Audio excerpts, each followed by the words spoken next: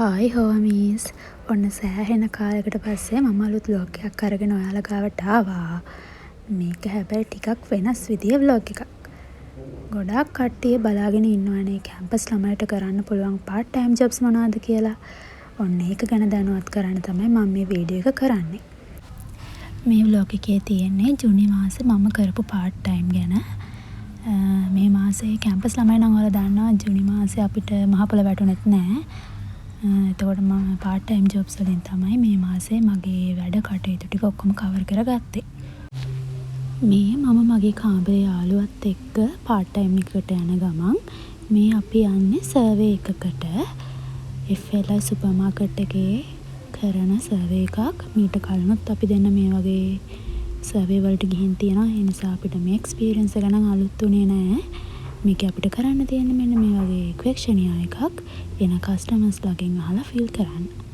අපිට හවස snack එකකුත් හම්බුණා අපේ supervisor ගෙන්. මේ තියෙන්නේ ඒ වගේ තවත් දවසක්. මම ගොඩක් වෙලාවට වැඩ බාර ගන්නේ weekend එකේ. මොකද අනිත් දවස්වල අපිට lectures තියෙනවානේ. කොහොම හරි මගේ academic වැඩවලට බාධාවක් නොවන විදිහට මගේ නිදහස් දවසට තමයි මම මේ වගේ part time එකක් ගන්නෙ. සමහර part time තියෙනවා හැමදාම යන්න ඕනේ පැය 5ක් 6ක් වැඩ කරන්න.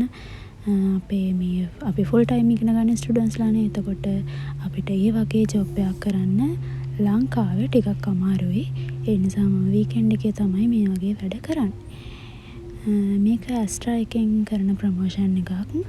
මේකේ තිබුණේ gift දෙන එකක්. එක දවසකට buy කරන Astra එකකට කූපන් එකක් fill කරලා ඒ වෙලාවෙම තෑගි දෙන්න තිබුණේ. ඔන්න ඔය විදිහට තමයි මගේ part time වැඩ මම කරන්නේ. මට ඉතින් වැඩ කරන වෙලාවට වීඩියෝ ගන්න ටිකක් අමාරුයිනේ. ඒ නිසා තමයි මම මේ විදිහට මගේ vlog එක කරේ. ඉතින් ඔයාලට මොනවා හරි අහන්න තියෙනවා නම් කමෙන්ට් එකක් දාන්න අමතක කරන්න. බයි.